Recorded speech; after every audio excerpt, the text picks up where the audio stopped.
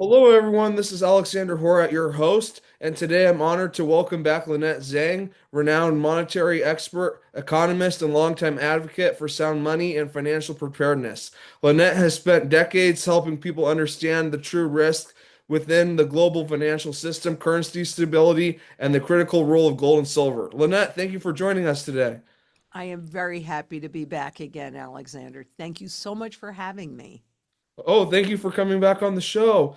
We just recently saw yesterday the State of the Union. So, Lynette, when you look at the State of the Union today from a financial and monetary standpoint, how would you assess the true condition of the United States?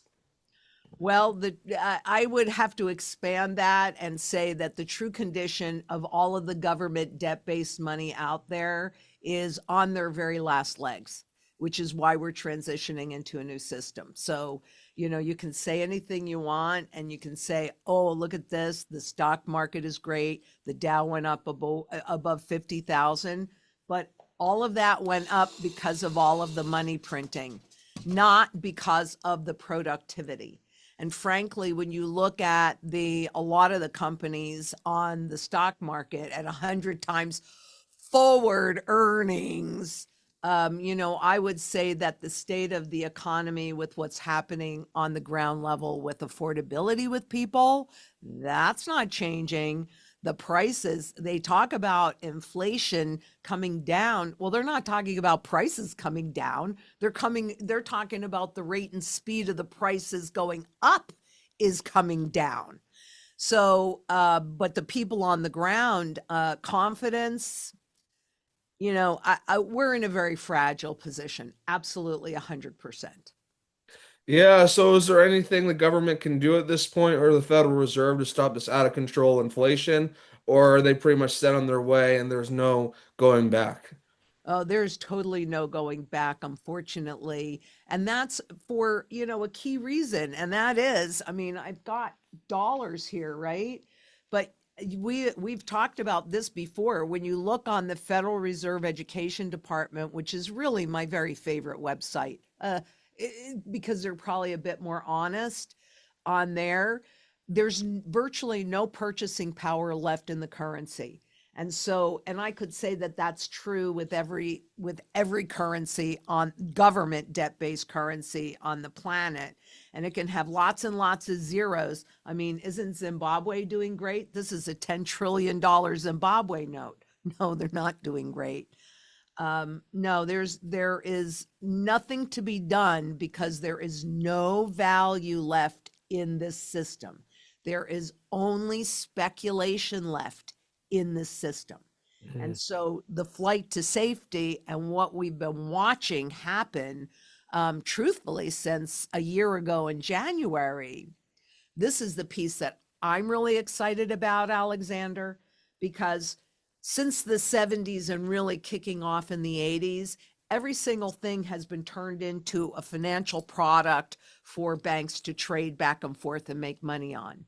And so people don't realize it, but the cost of their utilities are based on traders. The cost of their food is based on traders. The cost of everything we do is based on a trade. It's not a true supply and demand market, but that started to shift a year ago, January, particularly in the physical metals markets in the sound money, gold and silver. And recently, I believe I could be off on this date, but I think I'm pretty close. On the 13th of this month, China put in a soft ban on hypothecation and rehypothecation of the metals, which means hypothecation is using the equity in here and borrowing against that. So putting in Mhm. layers of leverage.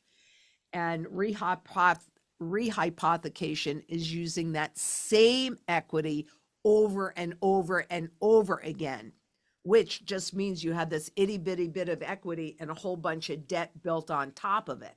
Mhm. That's very, very precarious. So China's now taken the first government step, let me say. The market started a year ago in January, but this month, China put in a soft ban against that. Next one will be a partial ban.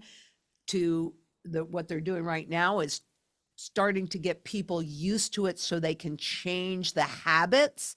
Then they'll put in a partial ban. I don't know when. And then it'll be a full ban. And we will be back in a market that's really based on true supply and demand. That's what I'm very excited about. But it's painful. It doesn't happen easy. Yeah, so do you think China's economy is stronger than the US in regards, or are they both pretty bad? They're all pretty bad. They're all pretty bad because there is no value left in any of the fiat money. And I mean, if you look again, I go back to the purchasing power chart on the Fred. The US dollar is one, there's not very many countries, if any other countries, that actually publishes that data. That's hard to find because everything is judged against the dollar. But when you look at the reality, since everything is judged against the dollar, and you look at that loss of purchasing power, I mean, we're at 3 cents officially. What happens when we get to zero? What happens when we get to zero? Right? It's that piece of confidence that's keeping this whole thing floating. And it doesn't matter if you're in China or you're in Japan or you're in Europe or anywhere in Europe or you're in the US or anywhere in the world. The way the system has been designed is to lose value because there's no uses for it. It's used in one place. Their solution, the digital currencies, these are my physical representation of those intangible, what have I got here? Bitcoin and XRP, right? These are just physical representation. One place. And it costs nothing to create this. It does cost a lot of energy and water to create this. But again, it's a use case. And you know what I am finding like extraordinarily interesting to watch this whole thing evolve? If you look at what's happening to the cryptocurrencies, the retail public is going, no, no. At the same time, and you don't hear much about this, but at the same time that you've got governments and large corporations like Amazon, et cetera, adopting it, right? So it's kind of amazing that the demand is just not there. And we have this bifurcation, right? Where the public, the retail public is going, no, we don't want this. But the current one percenters are going, oh, yes, you do. And we're going to force it down your throats. So it's just interesting to watch what's happening in these transition markets. It's interesting. Oh, I definitely agree with you there. So, you talked a little bit about the digital dollar. There's been a lot of people who've been talking about something called the Great Reset, where they're Mhm. going to get off fiat dollars and change it to something else. So, I Mhm. want to get your thoughts on that. And when do you think that'll happen? Do you think it'll happen within the next few years or a few decades, or what's your thoughts on it? Definitely not decades. And actually, this is something, the reset, I started hearing coming out of my mouth after 2008. And the reason why I started talking about a reset is because the head of she wasn't the head, she was the head of the IMF at the time, Christine Lagarde, did an interview on Bloomberg, and I counted, and they've taken that video down, unfortunately. But in a 20-minute interview, she used the term the need for a reset in the financial system, in this system, and on and on and on, like 27 times. Wow. And yeah, exactly. And when I heard that, I just went, yep, that's where we are. So I was and remain to this day absolutely 100% convinced as a student of currencies and currency life cycles since 1987. I don't know too many other people that have studied it since then, but as a student of currency and currency life cycles, there was not one doubt in my mind in 2008 that the system died. I was not surprised when Bitcoin came out. I didn't see it exactly when it came out, but I did see it shortly thereafter, like in 2010-ish, at when it was about $7 a coin. I never thought that it was a coincidence that Bitcoin came out in January of 2009 and quantitative easing came out in March of 2009. And then they did what they know they have to do to get adoption, which is you let it run, you get eyes on it. And so that's what these last 15, 20 years have been about, is getting people to accept this. And of course, what do? The physical representation, this is my physical representation of a Bitcoin, they make it look like an ounce of gold. Mhm. Why do they do that? So that you think that this is gold. And how Mhm. did they sell it? Digital gold. Yeah, no. One place, 33 different places in the global economy that use physical gold. 36 places in the global economy that use physical silver.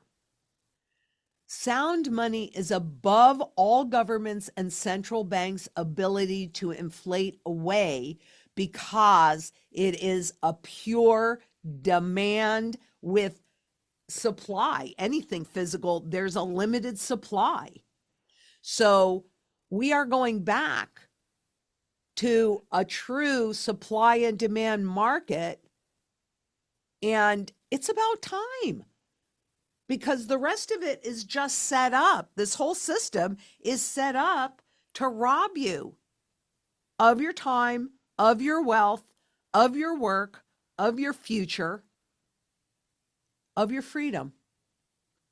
And so becoming your own central banker, but doing it inside of community to create that surety in food, water, energy, security, barterability, which for me is primarily silver, but not only, wealth preservation, which again for me is primarily gold, but not only, community, because frankly, there's just not that much time to get it done now. You've got to come together in community. There's strength in that, and shelter, so that you have a place to make your last stand. And when the government says jump, if everything you have is inside of the system, well, with social scoring and all of that, you have no choice, but you're going to have to do it.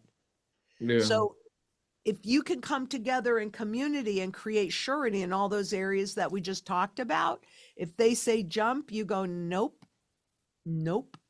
That's what we have to all get to, because globally we have to come together and demand sound money, redeemable sound money, meaning if you don't like what the governments are doing, you say, okay, I want the gold. It doesn't have to be 100%, can be 40%. I don't really care. I'll take that 40% of good stuff versus you can keep the 60% of the garbage. Give me the good stuff. Because what that does is it forces fiscal responsibility and it puts the power back in the public's hands. We gave it away way too easy in 33. We should have never given it away. We should have said no, but we didn't. And now we've got to deal with it. And this, Alexander, is the best opportunity that I've seen in my lifetime to get sound money back in the system again. That's my highest battle. Yeah, so there's definitely, like you said, an impending reset. What can the people do to make it gold and silver the reset? We go back to gold and silver like we used to, compared to having a digital currency where it basically enslaves you. Well, you can still have a digital currency with a component of redeemable gold in that system. So, what we can do is look, we know this 1% is making all the rules, and 99% have to follow those rules. So, if we could get 3% of the global population to have a quiet revolution by converting their garbage fiat money, their government inflated away, no value fiat money, still at this moment, they can convert it into physical gold and silver. They can convert it into sound money. And then if we get 3% to do that, we can demand redeemable gold back in the system again. Mm. And if we can work, it's kind of like a ground roots effort on the bottom up to help people understand how important it is, as well as from the top down, those that are in power to also understand it, because people don't know what money is. This is not something that's taught in school because they don't want you to know it. And it's really quite simple. Anybody that's watching, if you have any bill in your wallet, this happens to be a US $1 bill. And what does it say on the top? It says Federal Reserve note. Well, the Federal Reserve is a private corporation, and the note is a debt instrument. And so, what they have tricked us into doing is working for private corporate debt. And they know how to do it. I think we might have done this the last time because it's one of my favorite things to do. And the reason really why I bring it up and show you, and it goes back to the same question, quite honestly, right? On the digital currency, because the way that they make the transitions is by keeping things looking as normal as possible, right? So in the beginning, well, this is my pre-33. In the beginning, we had gold and we had silver, and that was our money, right? But the gold, oh, it's so darn heavy. If you have so many gold in your pocket, your pants will fall down, etc. So, these bills, these gold certificates, see, it has that little gold thing right there. They're just the same. $20 face value on the 1 ounce of gold, $20 face value on the the $20 gold certificate. And you can walk into any bank with this and walk out with that. So people started to think of them as the same thing. They're not the same, but as the same thing. At the same time, they put in this Federal Reserve note, and you can see how similar they look. It doesn't have that little gold thing right there, but for 20 years, which is what we're approaching with the cryptocurrencies now, 20 years, right? So for 20 years, they had the $20 gold coin, the $20 gold certificate, and the $20 gold, the $20 Federal Reserve note, all in circulation at the same time, at the same stated purchasing power value. So people thought they were all the same. It's all the same, right? I can go in, it buys me the same thing. So when they took these two things away and they just left this, people didn't think anything had changed. Now, think about this. What you could buy, 3 cents left. So this buys you 60 cents out of what it bought you before when it came out, right? 60 cents, because there's officially 3 cents left. It's probably worse than that. I probably didn't pay more than $5 or $6 for this because I don't spend money on this kind of stuff. I like the examples, but I'm not a collector, so I don't spend money on that kind of stuff. What are you buying this for right now? Somewhere over $5,000. Is it that this went up that much in value? No. It held its purchasing power intact. It's that this stuff has lost all of the value because it costs virtually nothing to print this, and even less if all they have to do is push a button. That's why the true value of this, the fundamental value of this, and you can see it on the purchasing power chart, it's the Federal Reserve telling you, it's zero because it has no value. It doesn't cost anything to create. So how can it have value? That's what enables them to create that inflation to rob you of that value. It's used in one place. This is used in 33 different global places. So you've got the demand. That's really what the point is. And that, my friend, is what we are moving back to. But if we can get, that's what they were doing, getting enough participation in the crypto markets so that, look at it, It was sold that it was outside of the system. Does it look like it's outside of the system to you? Yeah, no, no, I think it's all part of their plan. Like, no one's been able to answer the question who Satoshi Nakamoto was, so it's still in the air. So one thing I was thinking about was interest rates because you're talking about the Federal Reserve. So it seems that the president wants to lower interest rates even more. So do you Mhm. think that will occur, and do you think that will really affect the gold and silver market? Well, I think number one, yes, I do think that that's going to occur because that's the only tool the central bank has. And understand that the interest rate is supposed to reflect the time value of money. But when you have an interest rate that is dropped, right? Like you said, the president wants to lower interest rates. Why do they want to lower interest rates? What does that actually mean? What that actually means is that the value of this stuff is too high and they're going to reduce it because lower interest rates means more borrowing, which means more money printing, which means less value for all the money out there. So, do I think they're going to do it? Yeah, I absolutely think they're going to do it.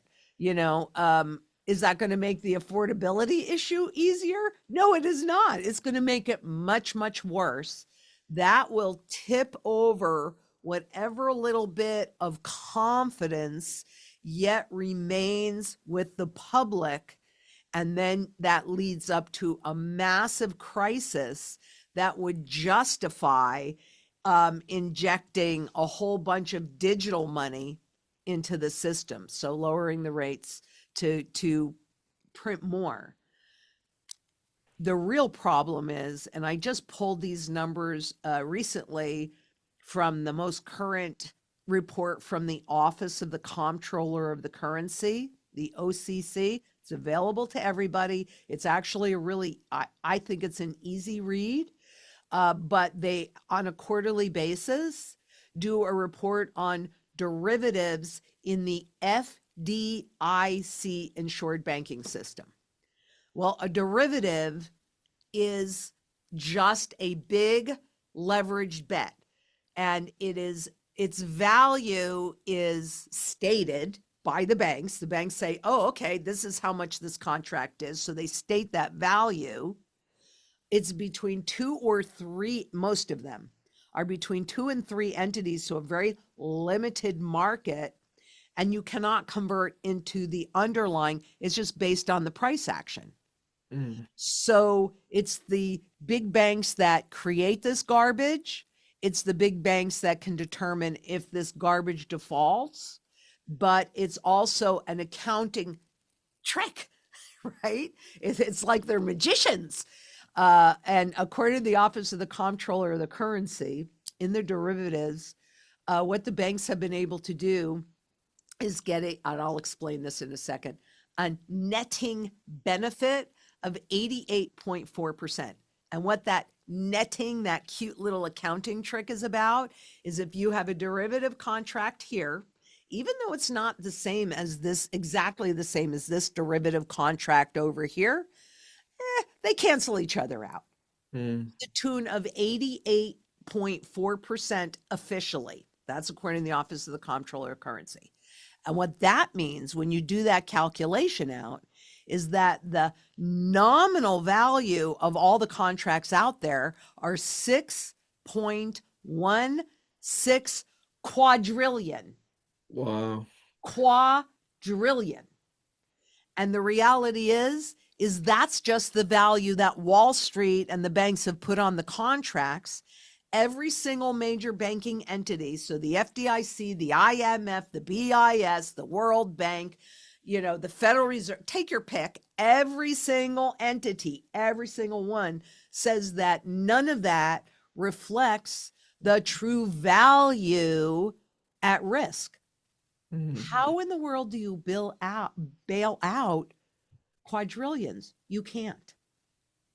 You can't. Yeah, I think their plan is just to inflate it away and then move on to a new system when everything comes crashing down. So I think that brings us to our next topic, gold and silver. So we saw recently gold and silver, they had somewhat of a correction. It went down from its all-time high, but now we see that it's nearing their all-time highs again. So I just want to get your thoughts on why this has happened and what's your prediction for the end of this year for gold and silver? For one thing, I always like to point out that what you're actually referring to is a spot gold contract and a spot silver contract. It's actually not representative of the true value of either one of these hard assets, the physical gold and physical silver. Having said that, um, there are a few things in there. Number one, it kind of takes me back to what China's doing. So how long the transition into a purely a true supply and demand market for the physical, I can't tell you that. But what I can tell you is that this major spike that we've seen in the spot gold and silver prices, the underlying foundation started a year ago in January. And so none of this is a surprise because what we're actually witnessing is a global loss of confidence in the dollar, in the US as the financial leader, and a complete shakeup in the allegiances that we've seen around the world.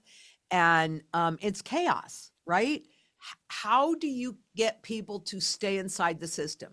You make it look like the stock market and the crypto, these markets are going up, so then people want to participate. And at the same time that you make them look like they're going up, oops, that's empty. You're reducing the value by creating more money, sending us into hyperinflation.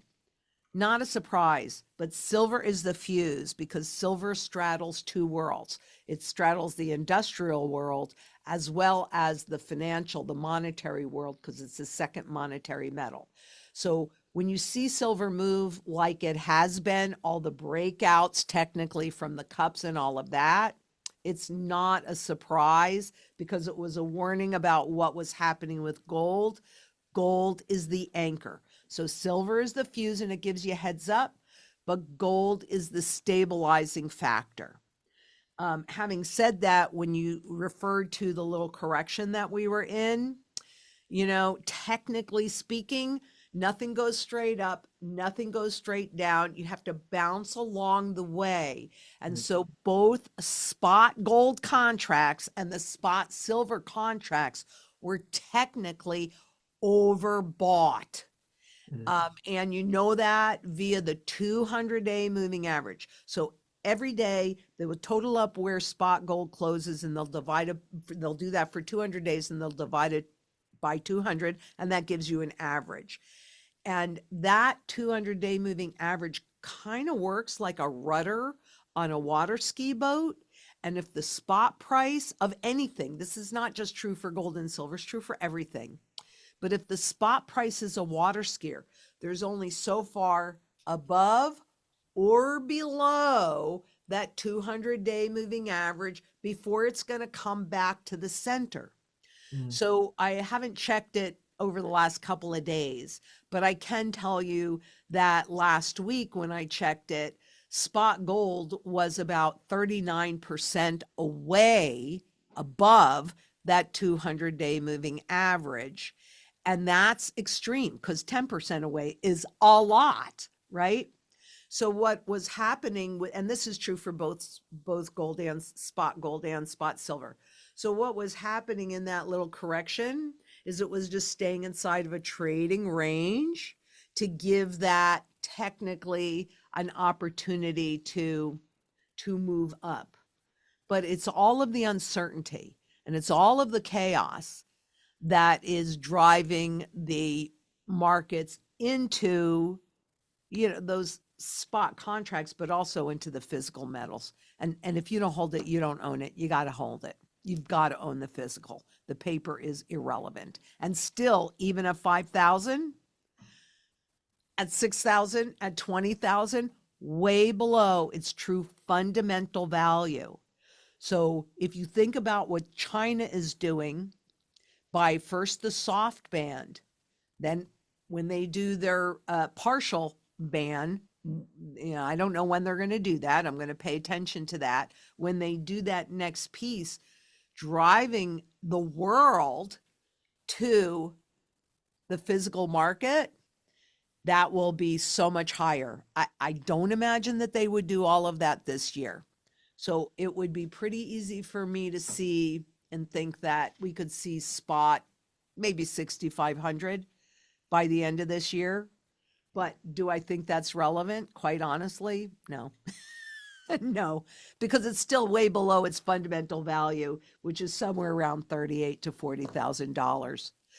Mhm. We will start to see that as China solidifies its move. So this is the best time to get in and build. What we do at Zang International is we have a sound money strategy that we execute, and it's built in layers. Get that strategy in place, build your community around you, and then anything can happen and you're okay. Yeah, so what's the fundamental price for silver? Somewhere between 1,800 and 2,000. Okay. So one thing that I've seen is that the Shanghai Gold Exchange is that silver is a lot more expensive there compared to our market. I just want to understand that discrepancy and why that is. That's exactly what we've been talking about because the demand for the physical, where there is a finite amount of it, there's not that much of it out there. And it's used all over the place. It's used in space travel, it's used in manufacturing, it's used in uh, all of these all of these data centers that they're building out, et cetera, et cetera. So that's exactly what I'm talking about is that discrepancy. What you're seeing in Shanghai is much more real as far as a true supply and demand market. And we did, by the way, see backwardation here. So the difference between the two is the transition from Wall Street's contract market determining price discovery to Shanghai's physical markets price discovery. That's what you're seeing. And that's exciting to me because that's what it should be. Yeah. So is there any point where I should sell my gold and silver or not really? Uh, every portfolio should always have a foundation of sound money. Having said that, by holding your purchasing power intact over here, those assets, those income producing assets, those real assets that right now are at nosebleed level, even stocks, just don't know who's going to survive. Even cryptos, we just don't know who's going to survive this mess. But the answer is that we do have part of our sound money strategy contains exit strategies for paying off your fixed rate debt, like a mortgage, a fixed rate student loan, et cetera, car loan, whatever. So it's about paying that off. That's one of the exit strategies. And then the other is as these nosebleed level assets, as this leverage pushes them down, because you can't build leverage to the sky either, that's going to shift. And those assets, we're going to see who survives and they will be a whole lot cheaper. And then you will take some of your gold and you will start to convert it into those income producing assets that are then undervalued. And we will do that when we see what's called a cup formation. And it's not smooth like that, right? You're going to bounce all along the way. But when you see that cup formation, what you know automatically is that smart money has recognized an undervalued circumstance and has quietly begun to accumulate. And so that's when you will do the same thing. At least that's what I intend to do. And I am going to be doing like a little series that we can hold on the front of our YouTube channel on all of these different technical things to make it easy for people to recognize it independent of what anybody blah, blah, blah, blah says. Yeah, so I just wanted to get your thoughts on copper because we've seen copper coins. They have been used in currencies for hundreds of years. They actually just got rid of the penny, which didn't have any more copper in it. But I just want to get your thoughts on copper as an investment and your thoughts on that. Well, copper is an industrial metal. It's not actually a monetary metal, but I do like copper, and it's easy enough. It's pre 1982 for those that are listening, when the penny was actually 95% copper. To your point, it cost 3.9 cents to create that penny that has absolutely no value in it whatsoever. So that's why they got rid of it. And that is the point. All along the way, when we had this as a $20 or 1 ounce of gold, $20, right? Well, they printed so much paper that it was too expensive to create this $20 gold coin, so they had to take the gold away. Then the next one was 1965 because our coins were silver, but it became way more expensive than the face value of the coin, so they did away with silver. Then they started whittling down the copper. Every government, I don't care where you are on the planet, but gold and silver is the only money that is not created by man, and the only money that has survived thousands and thousands and thousands of years with broad-based demand. It has the most functionality, the most demand.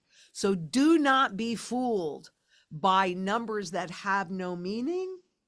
But none of this is a surprise. Yeah, go to the bank, get a whole bunch of rolls of pennies, sit there at night, go through the pennies, put the ones that are after. I mean, there is a little bit of copper in some of them after, and I'd have to go back and look at the date, but that's easy enough for anybody to do a search on. Accumulate those pennies over here. Now you've got some copper. Scrap wire. That's what I used to do as a child because my father was a developer. And so I'd go down to his job sites and I would accumulate the scrap copper. And at night, I'd sit there and I'd whittle the plastic off while I was watching TV. And then I had my uncle Ali, who was a junk dealer. So I would take him the copper and he would buy it from me by weight. And then I would take that money over to my uncle Al, that was an antique dealer and accumulated lots of these, and buy stuff. So that's another way. That's, if you're by a job site and they don't mind, they might mind now, don't steal it, ask. But that's another way that you can accumulate copper for basically nothing. Yeah, that's definitely true. So, what is the single biggest financial risk facing Americans today? Oh wow, hyperinflation. Okay. That really is the hyperinflation, and they need this because they've got to burn off the debt. I questioned for a long time what was going to justify creating the new money in the system. And everything I'd read from central banks had said that it would be debt or purchases. And when President Trump, I think we talked about this, but when President Trump signed the Genius Act last summer, my question was answered. After all those years, it's a combination of the debt as well as purchases, and that'll send us into hyperinflation. So if you think what we had to go through during COVID was bad, that will make that look like a walk in the park.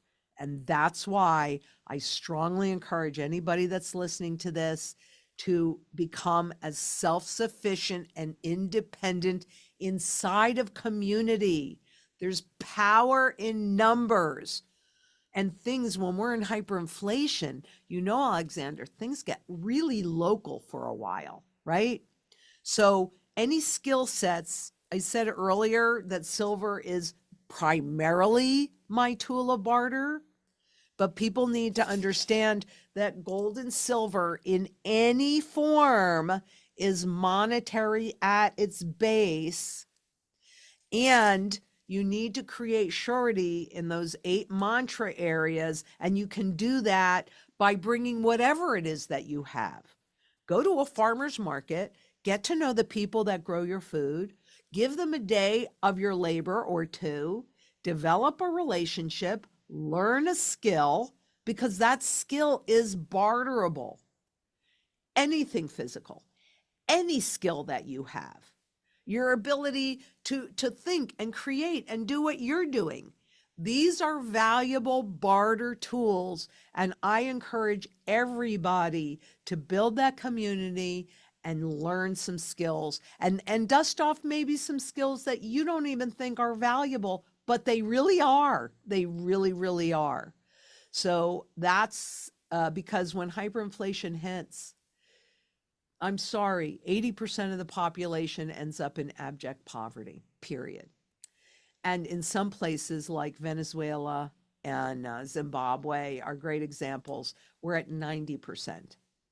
But I didn't say 100%, did I? Yeah, well, thanks for sharing that. I was wanting to share the screen so everybody can see our YouTube channel. Mhm. Lynette has a lot of great videos on her YouTube channel, and you can subscribe and like her videos. And she's also on X as well, and you can follow her there. And she has a lot of good posts on information that you need to hear. Is there anything else you'd like to say about your YouTube channel and your X account? Well, we are also on TikTok at Zang International, Zangintl, and Instagram and Facebook. Oh, As all okay. of that. So we're like all over the place. And our goal is to meet you where you are and help you get to where you want to be. And I have a full staff of strategy specialists that know how to execute this strategy. We work very closely together. It's a foundation of sound money and it's based upon what your goals are. That's like the first thing. And what where you're at and what you have to work with. And it's an education piece that we walk you through. This is not just a transaction. This is a long-term relationship to execute the whole strategy. Yeah, so is there anything else you'd like to add in this video, Lynette? Stop procrastinating. If you've been procrastinating, if you've been waiting, now that China has made that move, please understand how significant a move that is. And if you think that spot markets are expensive now, they will get a whole lot more expensive. So just do yourself a favor. Use this garbage while you can to buy your freedom and save your family. Make those connections and stop waiting. Get it done and get it done as quickly as you can. Because I can't tell you the exact moment that you're going to lose all your choices. But when that happens, yeah, better be in place. Yeah, well, I definitely appreciate you providing us all this great insight on all these different topics and how to preserve wealth and to protect yourself. And I would just like to thank all the viewers who watched the video. If you could please like the video and share it with all your friends, that would be greatly appreciated. And I would just like to thank you again, Lynette, for coming on the show.